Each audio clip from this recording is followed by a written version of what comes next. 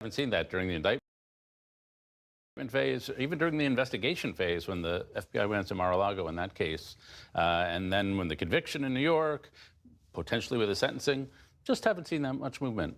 People have their views of Donald Trump's morality pretty much locked down.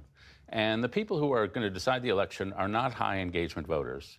And sometimes for those of us in this business, it's worth reminding ourselves that sometimes it could be misleading to follow the campaign day to day. Because we think, oh, things are happening. But for most voters, nothing's happening. They're not paying attention to any of it. They're looking at the fundamentals. Who's going to be better on the economy? Who's better on foreign policy? Who's better for me?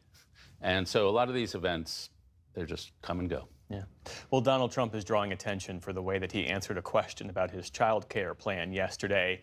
He was asked at the Economic Club of New York how he would handle child care legislation if elected president. Here is part of his nearly 2-minute long answer. I think when you talk about the kind of numbers that I'm talking about, that because look, child care is child care. It's couldn't, you know, there's something, you have to have it. In this country, you have to have it. But when you talk about those numbers compared to the kind of numbers that I'm talking about by taxing foreign nations at levels that they're not used to, but they'll get used to it very quickly. And it's not going to stop them from doing business with us, but they'll have a very substantial tax when they send product into our country. Those numbers are so much bigger than any numbers that we're talking about, including child care, that it's going to take care of.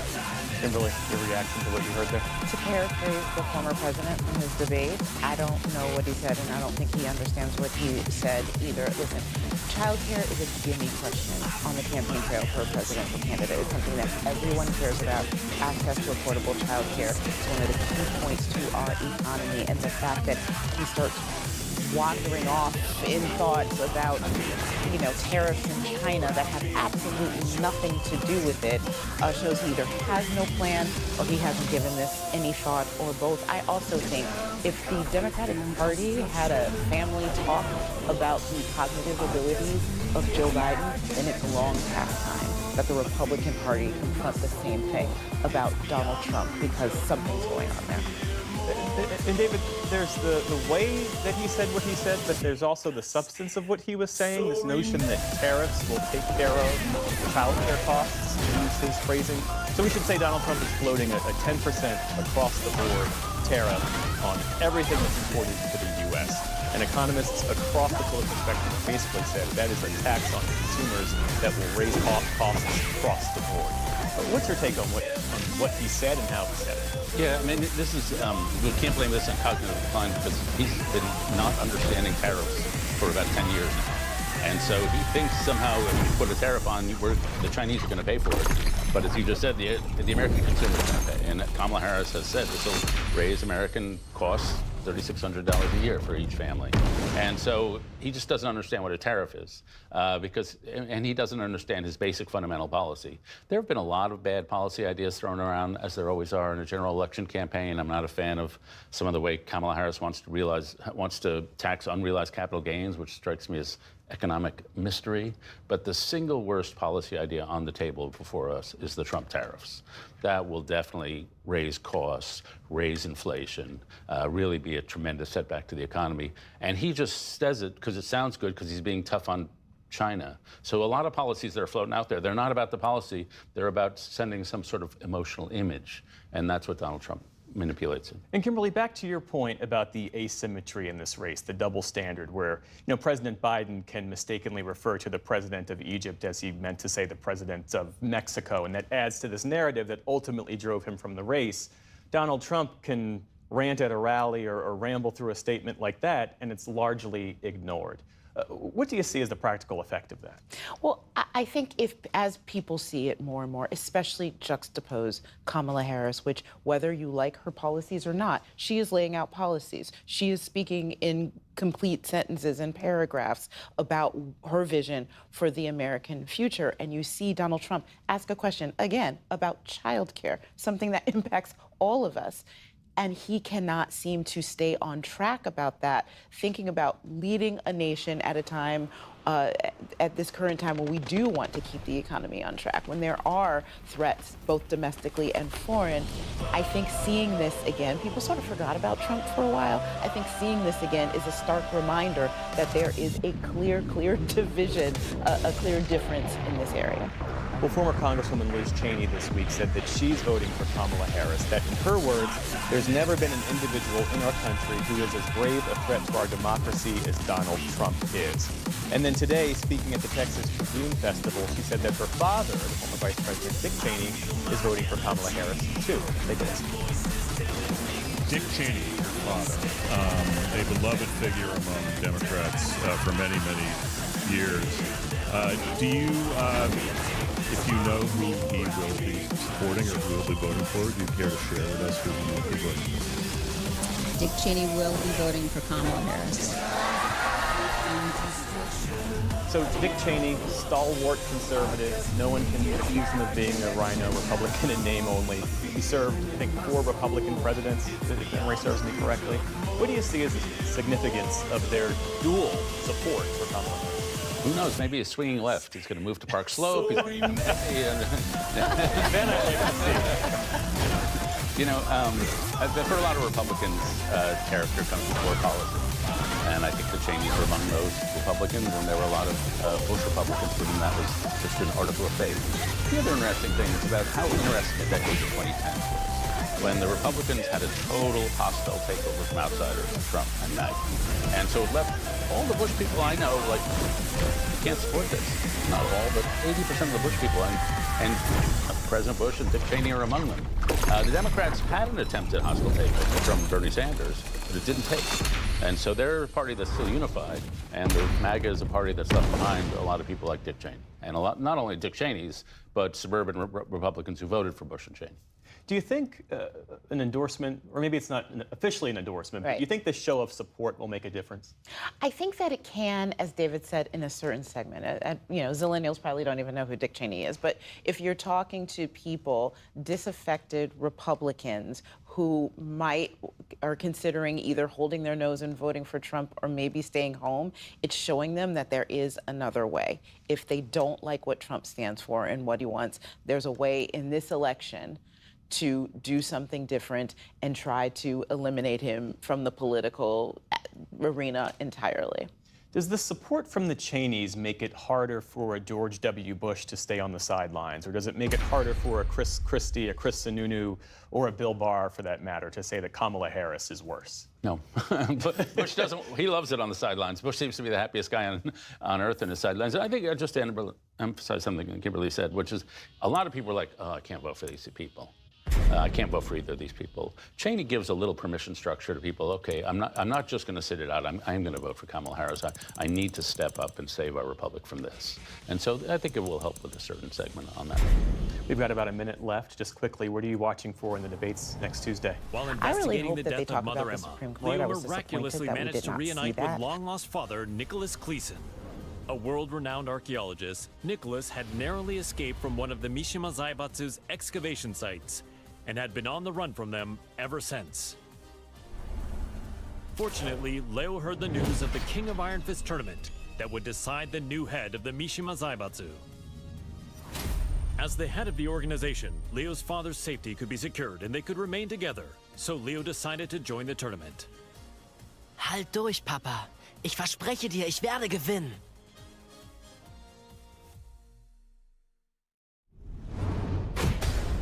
Welcome to the King of Iron Fist Tournament. First up,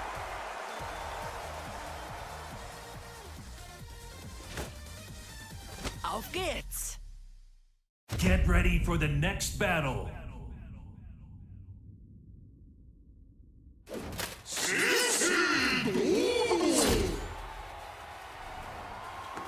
Hä? Sind in diesem Turnier Schwerter erlaubt? Round 1. Fight!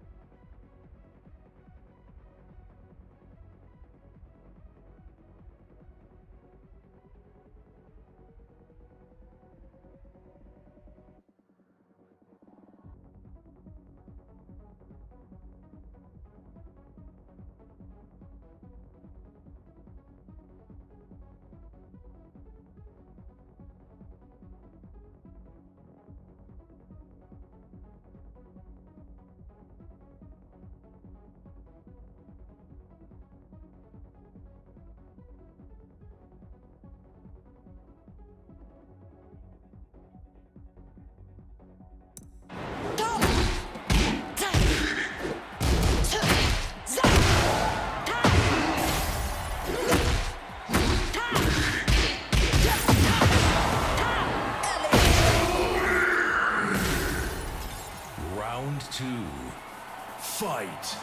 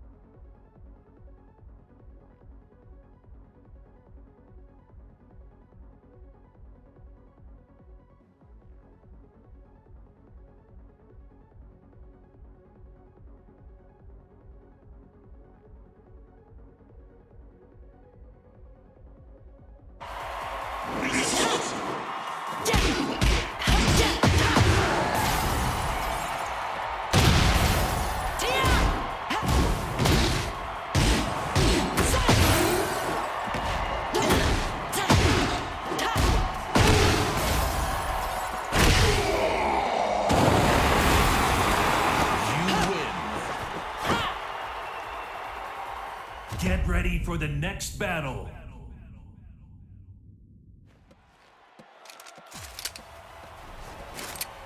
Your luck is run out.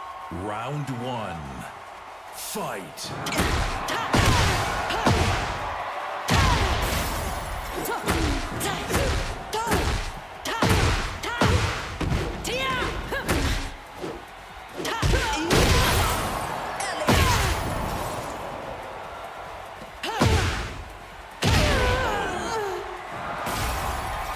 Round 2. Fight!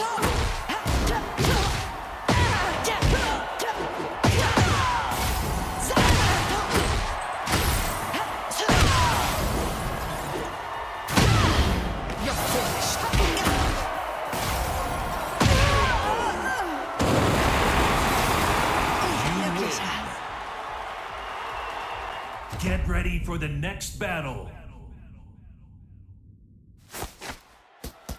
Let's go. Round 1. Fight!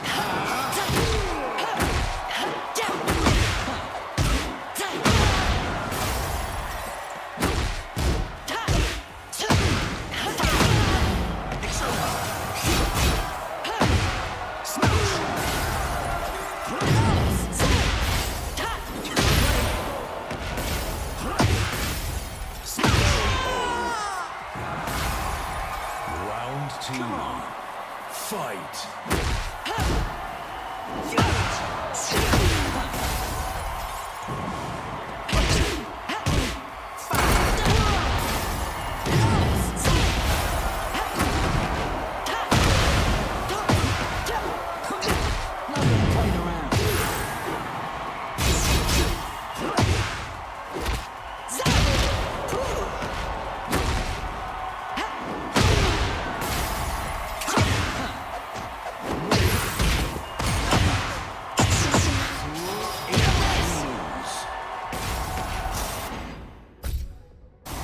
Round 1. Fight!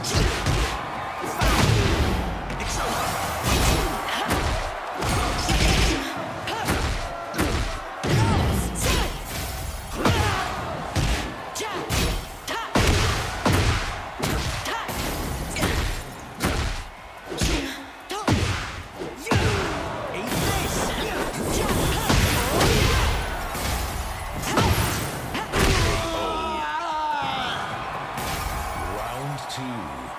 Fight!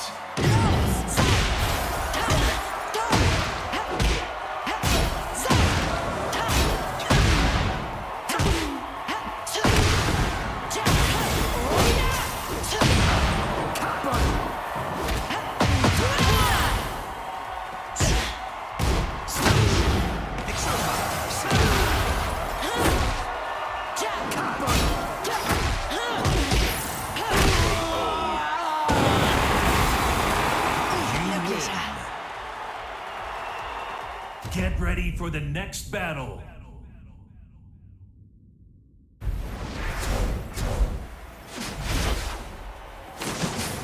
My ninjutsu is unrivaled. Noch ein Ninja. Round 1. Fight!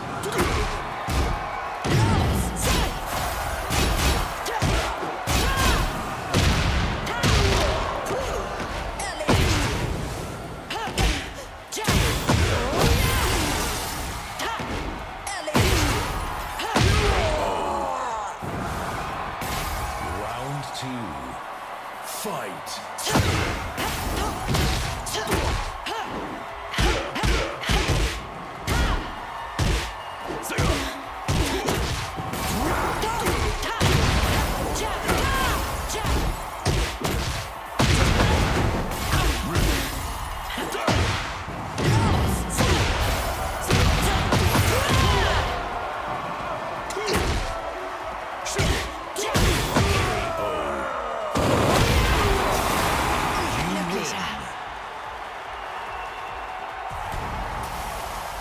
And now, the final match! Get ready for the next battle. Demostraré el poder de la Reina del Café. Kaffeekönigin? Round one. Fight! Noch nicht.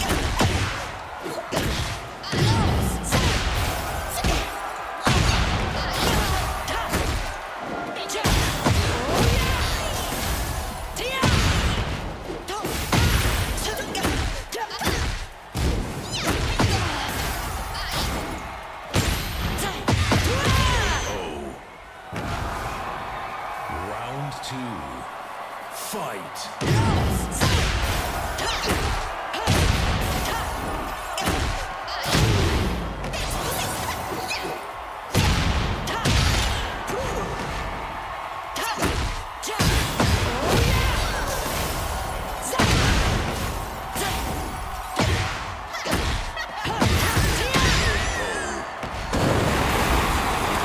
Ich hab's geschafft, Papa! You are the champion!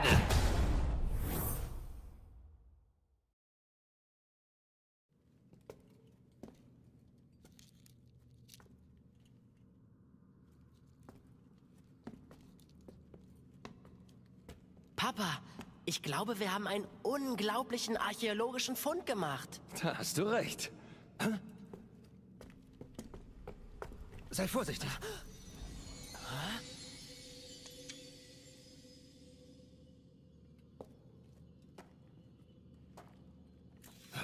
Was?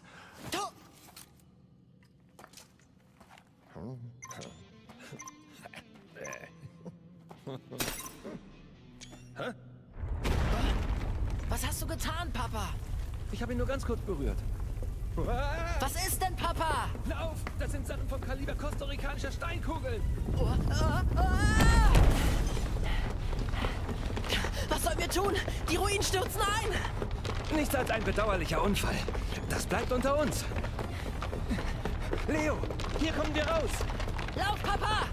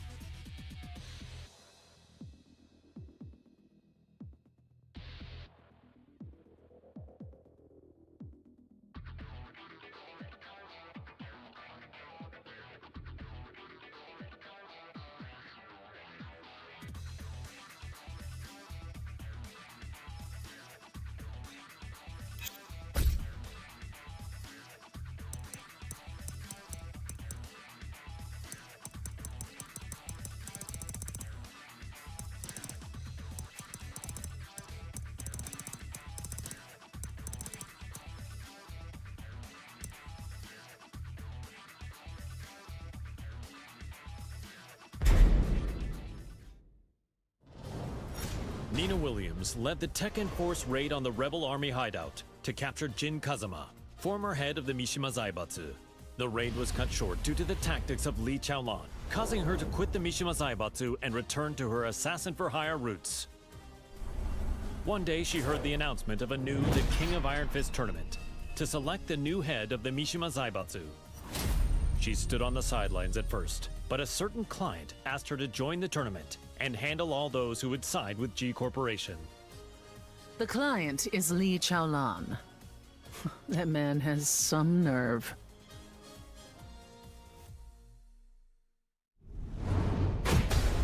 Welcome to the King of Iron Fist Tournament. First up,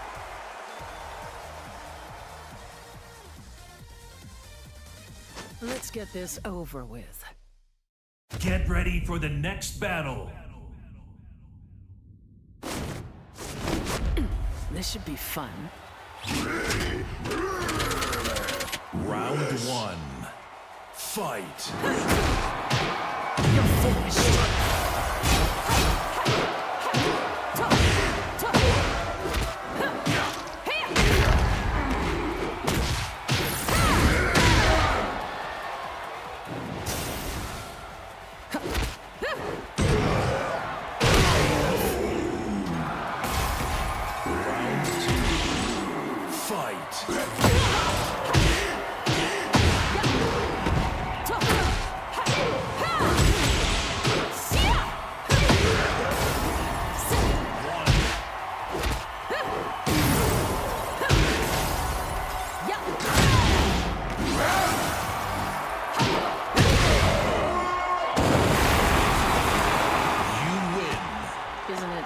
Your bedtime?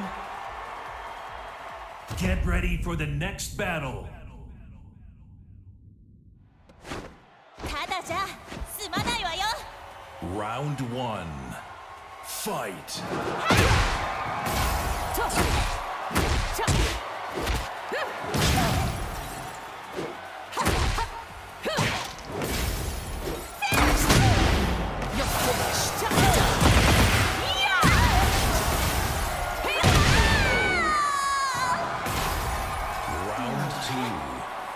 Fight.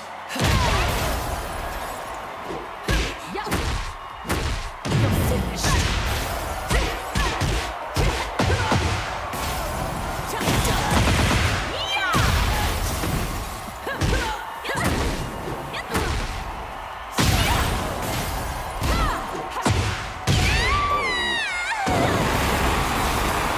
You win. Isn't it past your bedtime? Get ready for the next battle. Resist and be eliminated. Round one. Fight.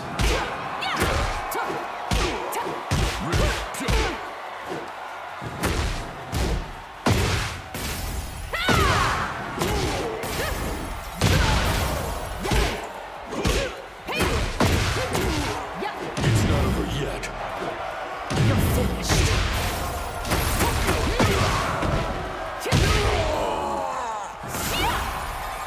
Round two. Fight.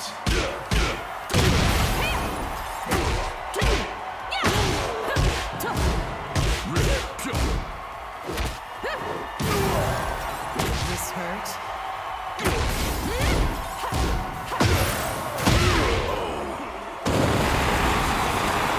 You win. Isn't it past your bedtime? Get ready for the next battle.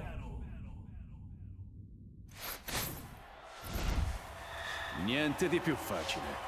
Round one. Fight.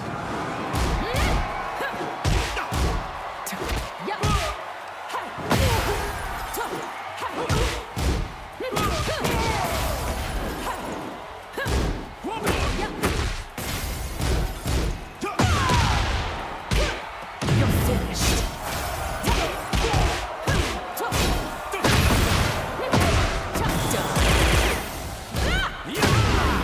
Osserva. Round two. Fight.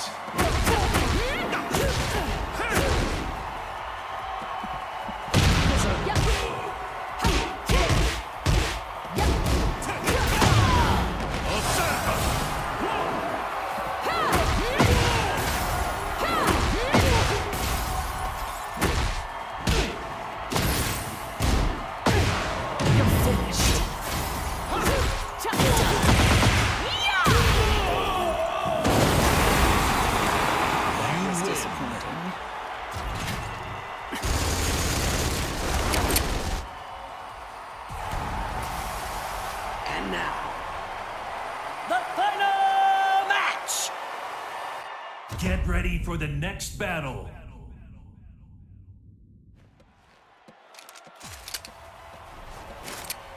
Time to die.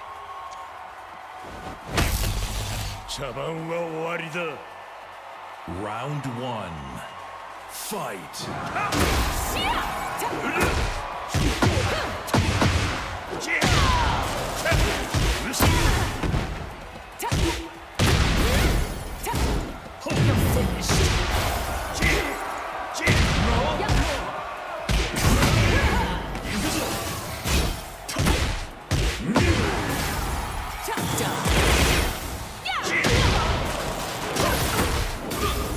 You're not getting away.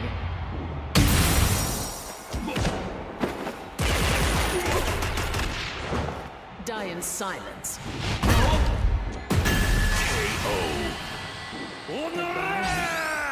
Round 2.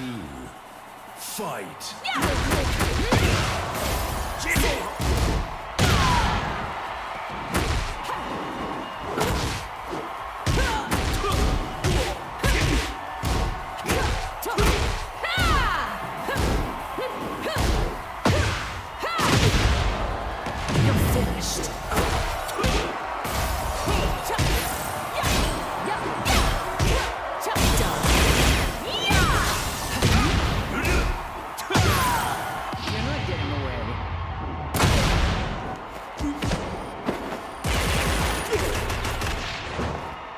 Silence. Goodbye. You win. Isn't it past your bedtime? You are the champion!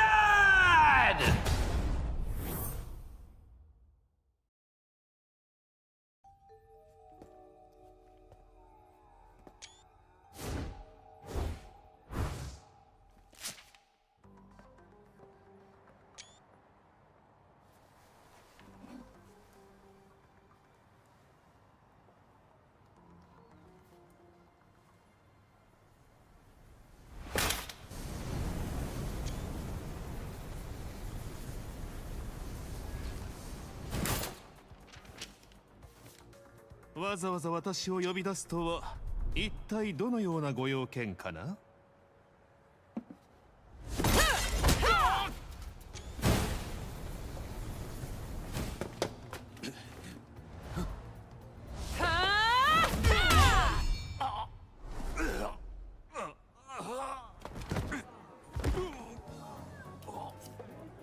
That was for blowing up the whole building. Consider us even now. Excellent.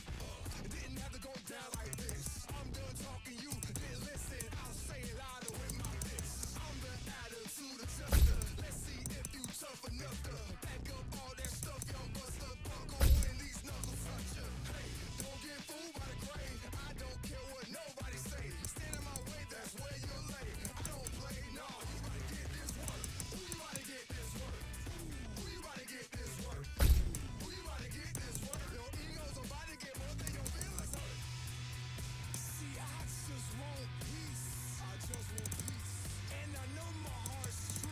I know my heart is true. I came back from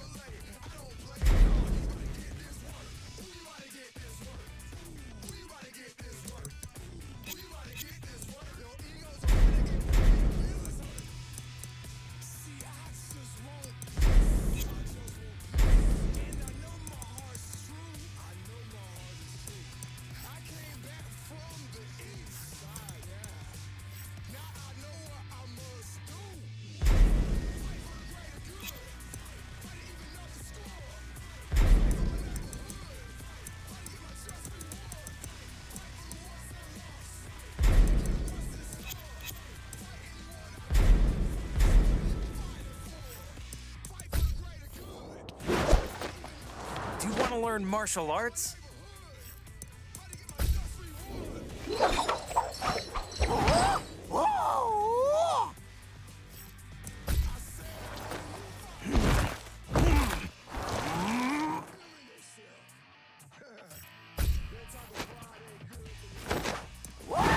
Come and get some, I dare you.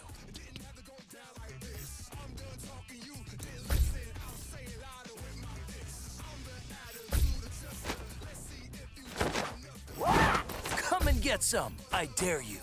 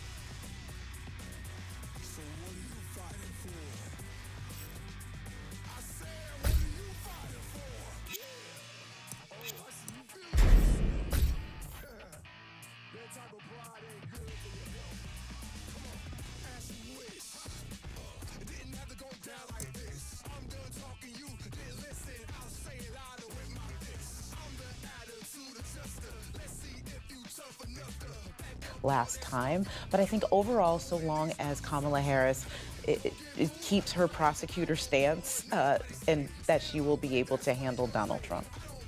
I think so, but I'm not sure. She hasn't done it, so you don't know. You know, for Donald Trump, everything's an alpha male dominance contest. And so he's going to try to do body language, screaming. He's going to try to do everything just to look bigger. He is physically a lot bigger than she is. And he's going to use that, whether it comes across as obnoxious or aggressive and manly. Well, I probably already have my opinion on that one.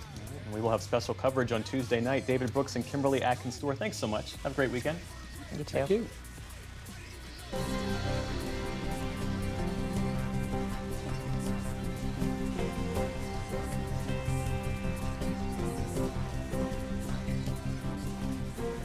Today, UN-backed human rights investigators accused both sides in the Sudanese civil war of war crimes and advocated for an independent and impartial force to protect civilians. As a series of reports that we've presented here on the NewsHour in recent weeks have shown, the area is devastated, with more than 10 million people displaced, millions hungry, and tens of thousands killed. Nick Schifrin speaks with a U.S. diplomat working to address what's become the world's largest humanitarian crisis. The civil war erupted more than 500 days ago between the Sudanese armed forces and the paramilitary rapid support forces.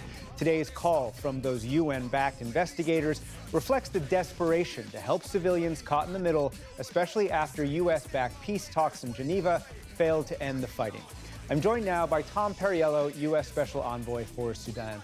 Tom Perriello, thanks very much. Welcome back to the NewsHour. As I just mentioned, the Geneva talks did not create a pathway to peace.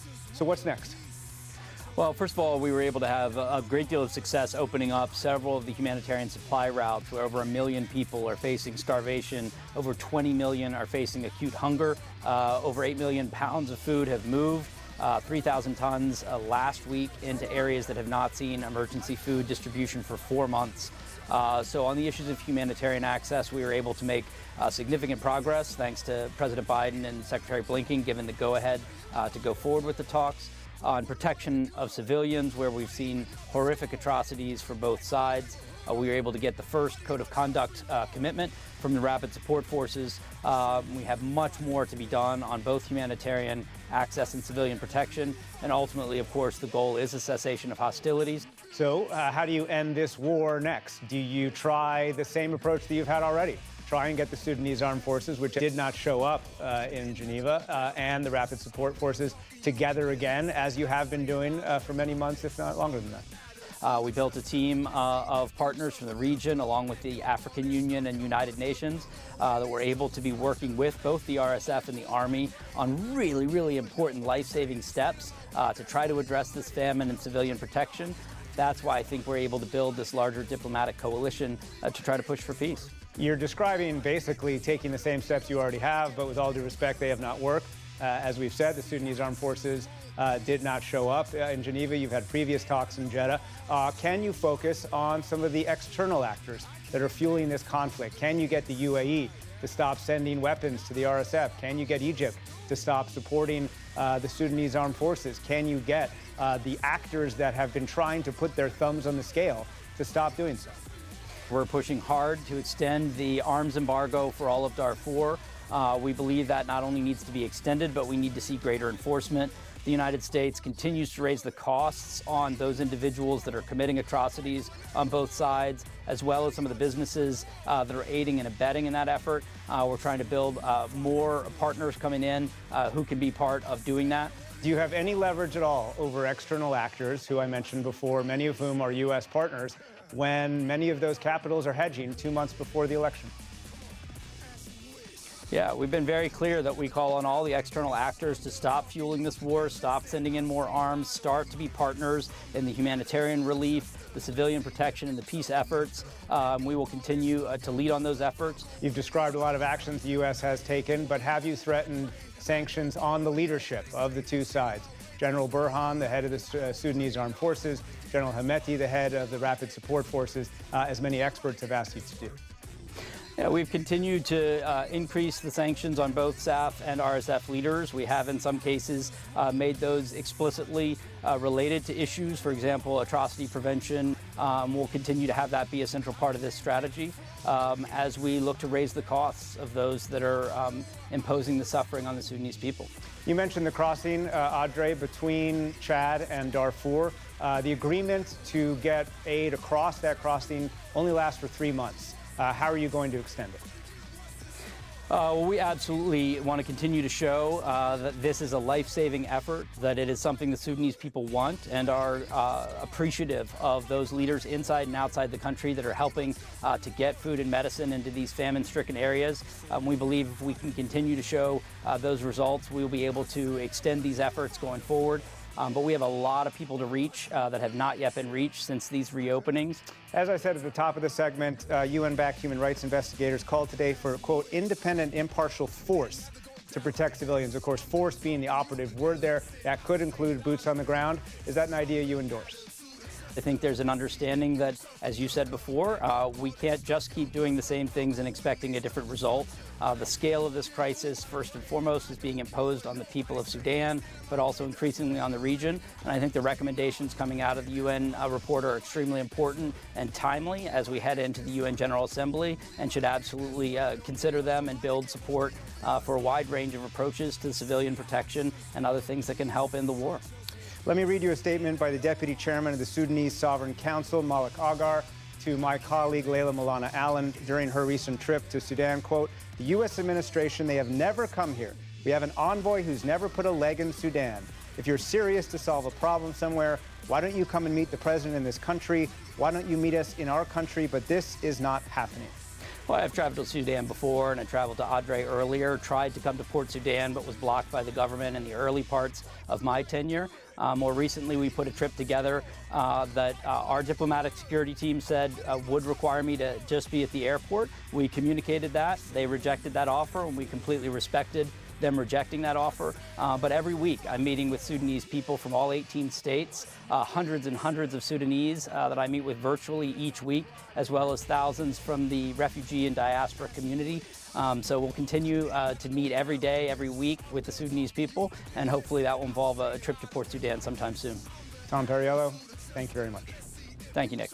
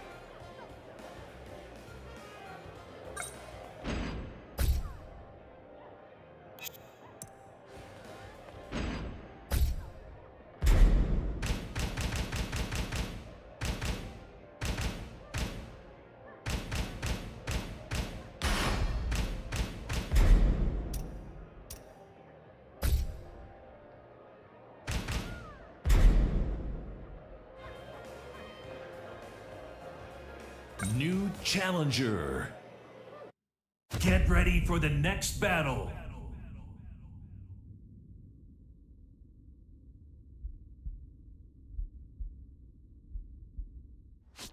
Te mostraré el poder de la Reina del Café.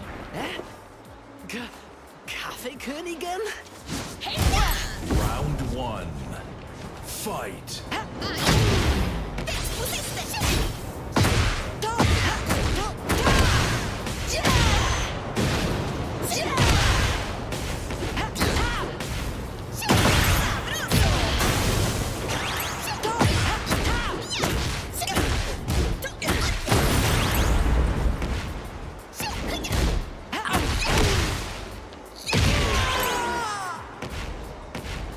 Round 2. Fight.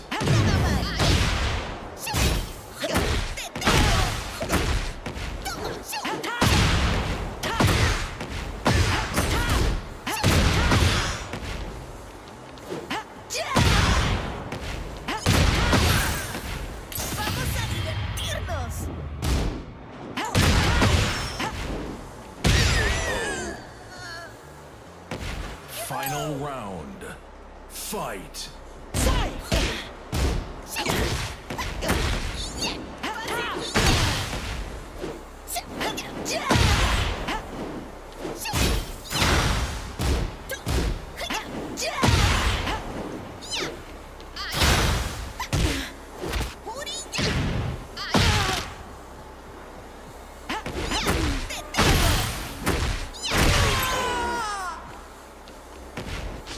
You win. El café no se construyó en un día.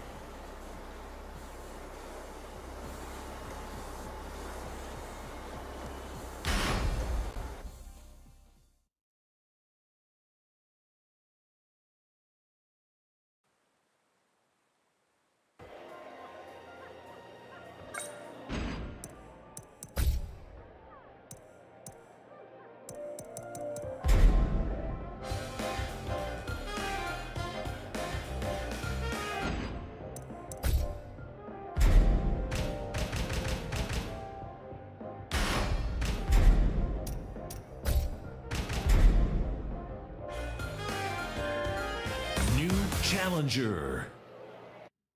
Get ready for the next battle.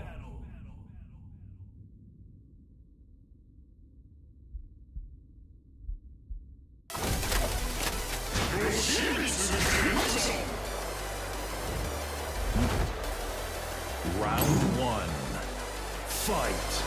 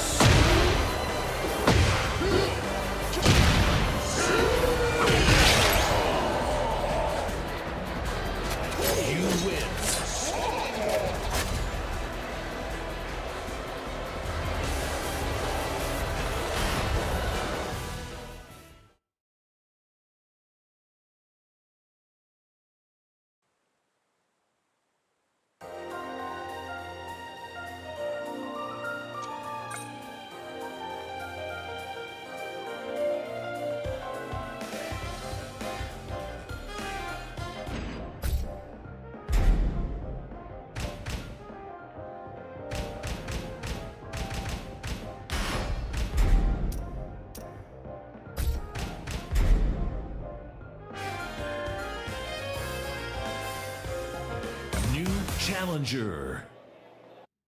Get ready for the next battle.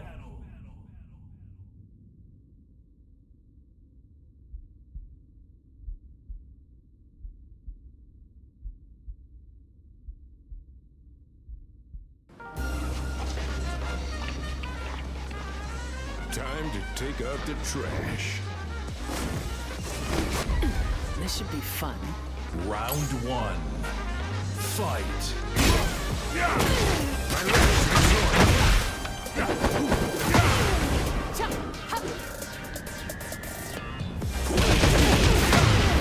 have no choice.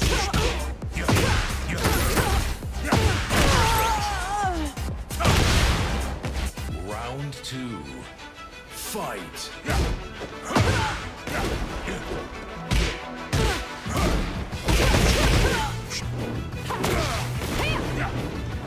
I'm not holding back. You like that?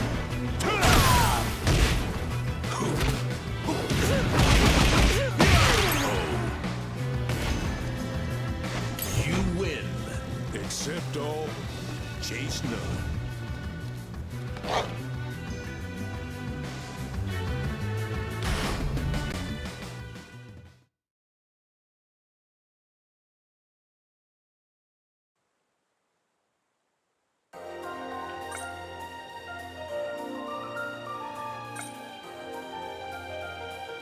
New challenger. Get ready for the next battle.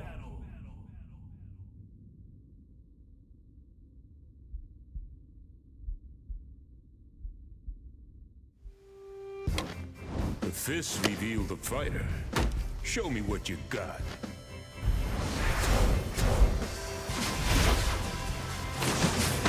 Witness the results of my training. Round one. Fight. I have no choice.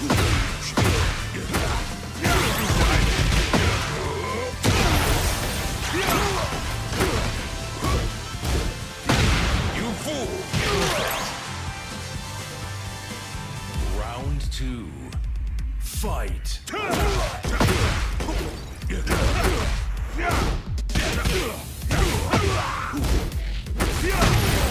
have no choice.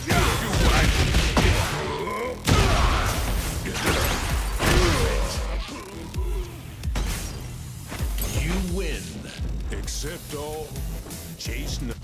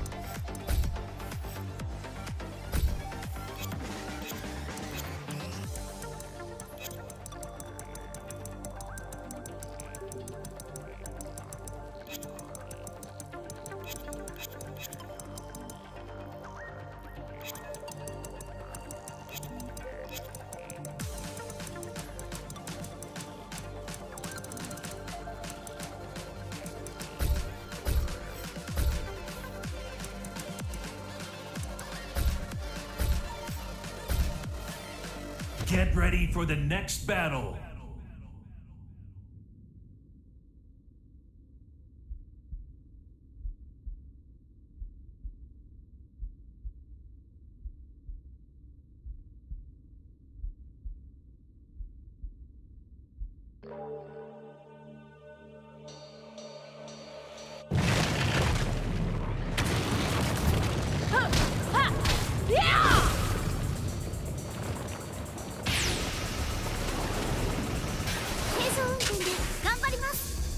Round one.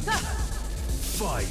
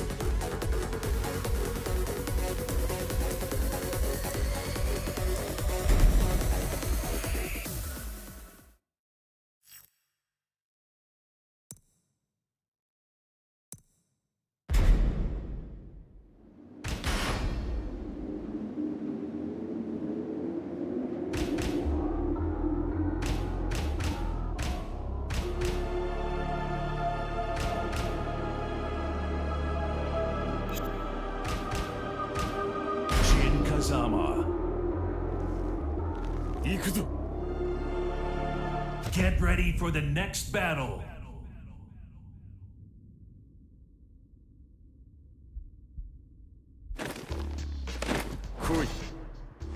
فليبذل كل منا قصارى جهده. Round 1. Fight!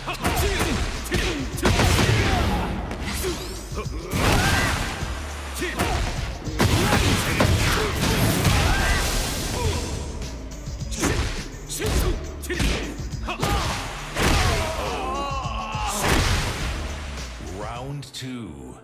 Fight!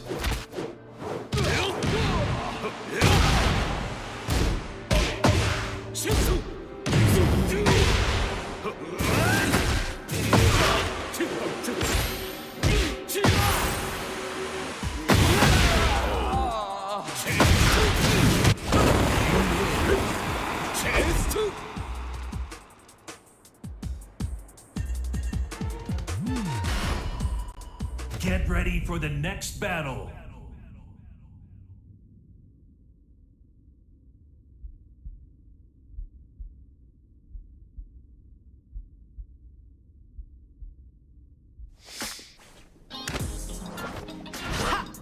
Round 1. Fight!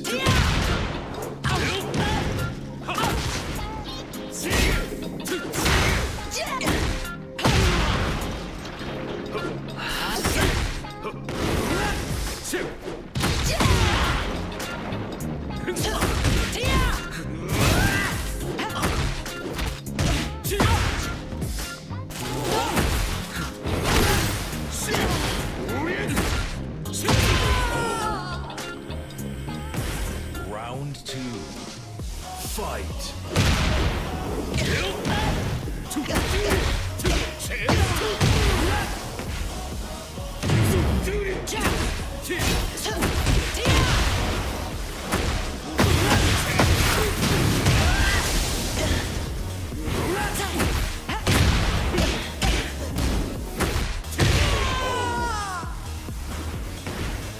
You win.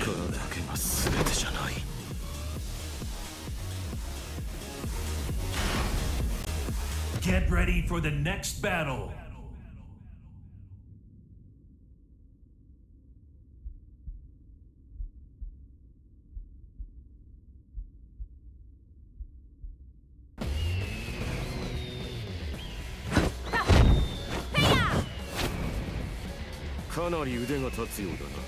Ty też. Zaczynajmy. Round 1. Fight!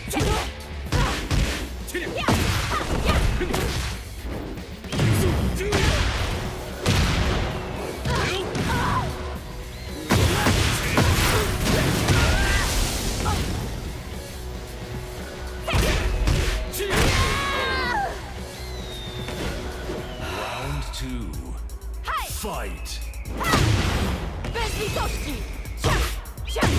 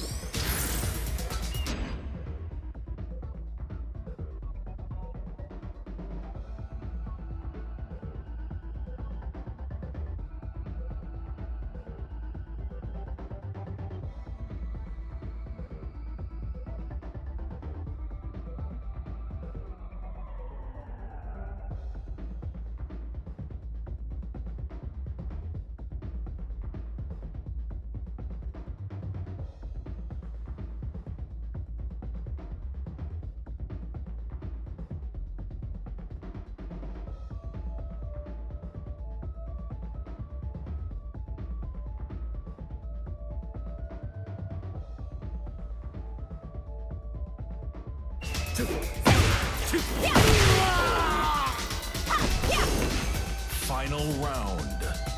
Fight! You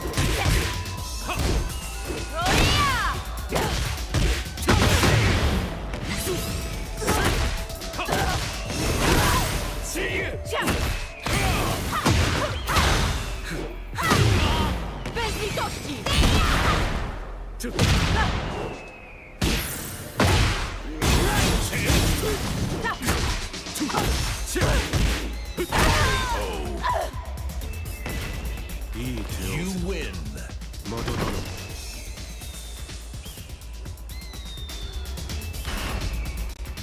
Get ready for the next battle.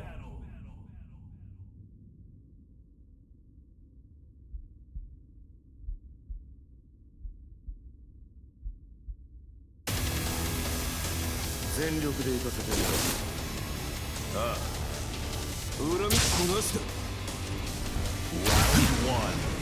Fight. Round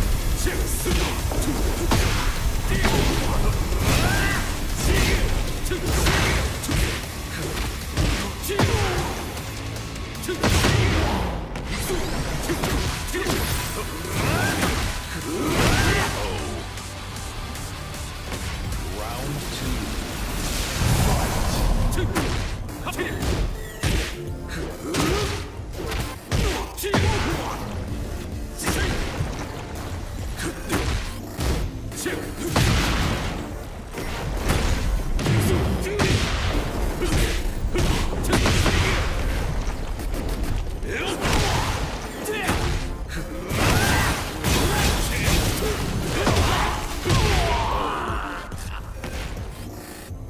You win.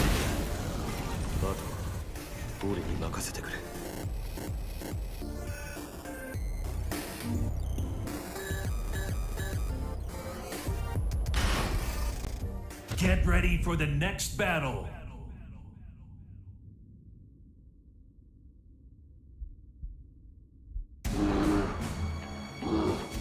Round one. Fight. Round two.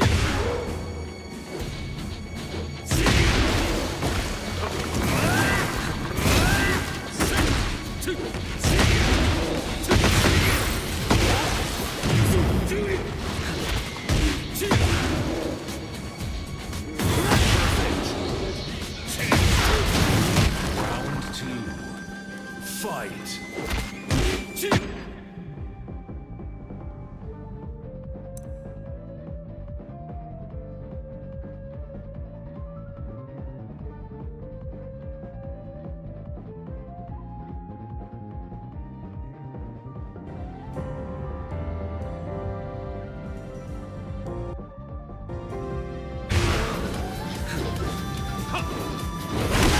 Fans and families will pack the bleachers tonight in high school stadiums across the country as the football season kicks off in earnest. But after at least 7 deaths tied to the sport since August, including 3 teenagers who sustained fatal brain injuries, questions are being raised again about the safety of the game played under those Friday night lights.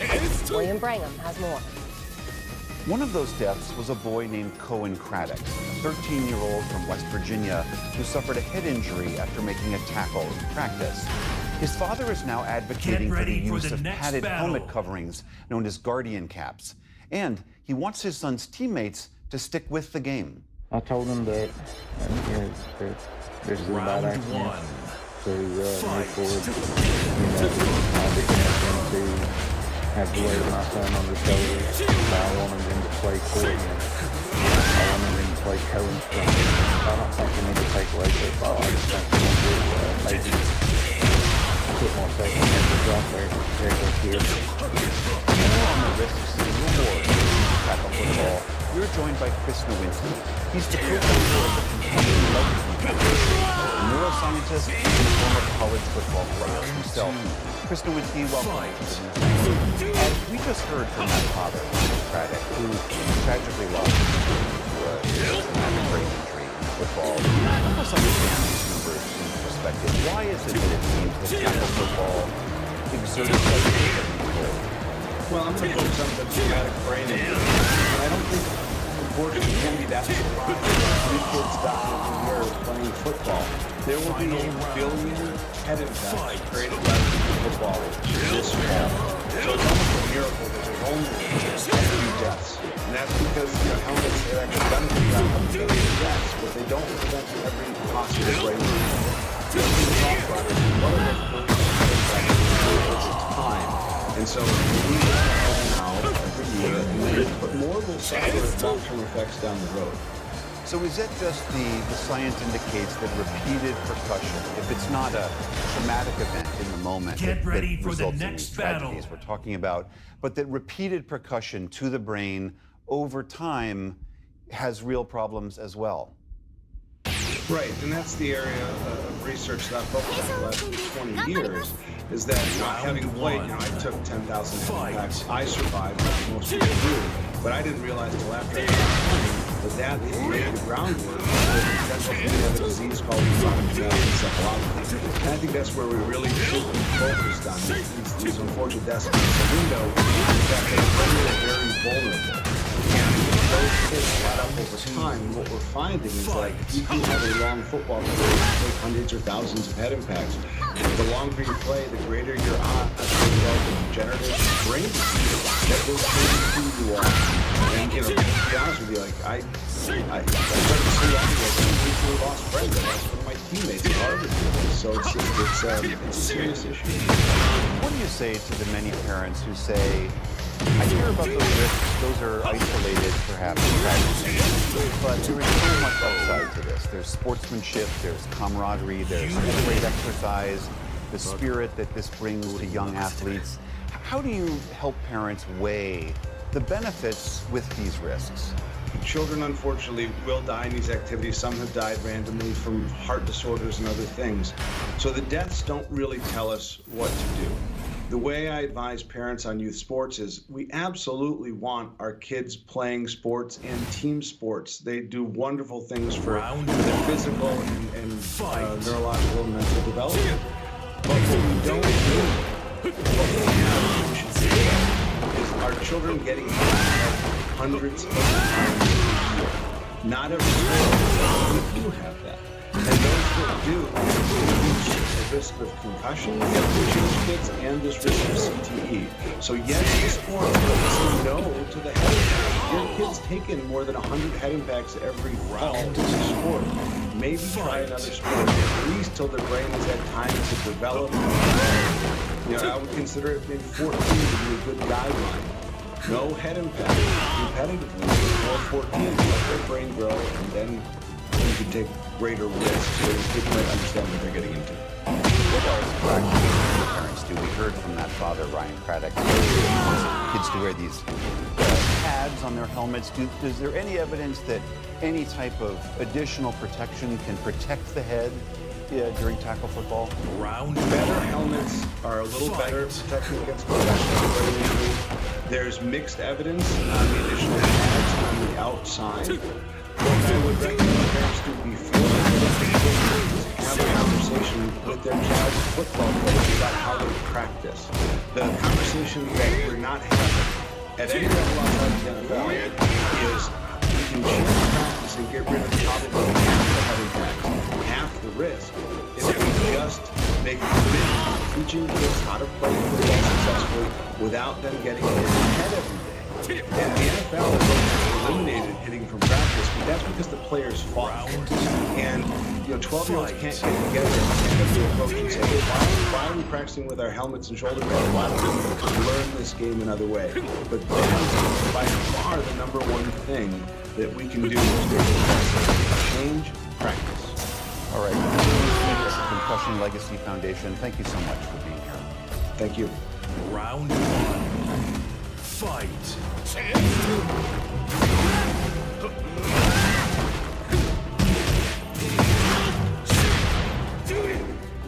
And we'll be back shortly, but first, make a moment to hear from your local PBS station. It's a chance to offer your support, which helps keep programs like this one on the air.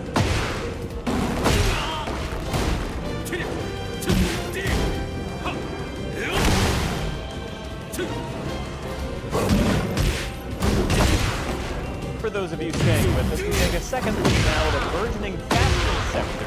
Special correspondent Megan Thompson reports from our Arts and Culture series, Canon. was what you might expect of a high-end, semi-lonely fashion show. Stunning clothing, booming music, and a decked-out crowd recording every minute on their phones. But what made this runway show different?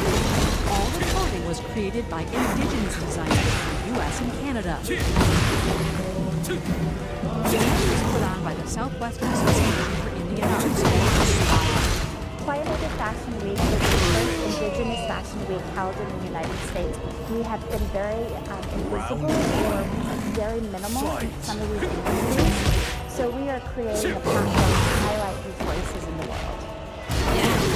Over 4 days, designers, models, media, and more than 2,000 fashionistas and fans packed photo ops, pop-up shops, and more. 17 designers presented at 2 different runway shows. Design in America, indigenous art, technique, design, culture, everything. Amber Dawn Bear Road produced a single runway show for Swaya during its annual Indigenous Art Week. She says interest has grown so much she had to create this much larger event. But Bear Road, a historian, says what's happening here isn't necessarily new. For thousands of years, indigenous people have been creating couture, fashion clothing that is custom made. More couture and taking an animal, investigating and testing to make this beautiful, exquisite material to make a wonderful garment. Some designers put a modern spin on traditional materials like beads and feathers. Canadian Helen Orman is Lake First Nations. One of the questions I first started have to be indigenous wherever you work. It's for everyone. For creators who don't have their stores, the event gave them a chance to sell directly to customers. Thank you so much. Orlando Udai designs luxury women's and men's wear, all handmade in his Santa Fe studio. I do all of that myself. His work is inspired by the stars, which hold important spiritual and cultural meaning. How the stars show a lot of embroidery, lots of sparkles, and I chose evening wear. It's usually for the stars. Duval's new collection, which he's planning to launch next year, is called Stargazer. Ship traveling the galaxy. I want to represent my culture and heritage, but without being very literal in translation. One of the challenges is my work not being native enough for non-native people and also native people. There are expectations of what a native designer should be, and I've run away from that concept my whole life. Beautiful. Taos Pueblo designer Patricia Michaels has been in the business for 40 years, and she says she's always dealt with ignorance and stereotypes, including in 2013 when she was the first Native American on the long-running, hugely popular TV show Project Runway, where she made it all the way to the final. Being from Taos Pueblo, living matter is important to us. So many of the imagery that I have on my hand-painted silks and different fabrications of my textiles are ideas that come from nature. Amazing. Michaels recently made a dress for actor Tantu Cardinal, who starred in the Oscar-nominated Killers of the Flower Moon, to wear to the Cannes Film Festival. I thought of an eagle headdress, and that's the biggest honor. So I took it from the man's head, and I flipped it, and I put it at her core, and I wanted her to feel like she was in flight. I remember when it was shameful to be wearing anything Indian. And now to see what's happened with our industry, oh my God. But excitement and interest can lead to cultural appropriation when non-native designers profit from native patterns and motifs without permission or acknowledgement. Ralph Lauren came under fire in 2022 for using indigenous Mexican designs. And we're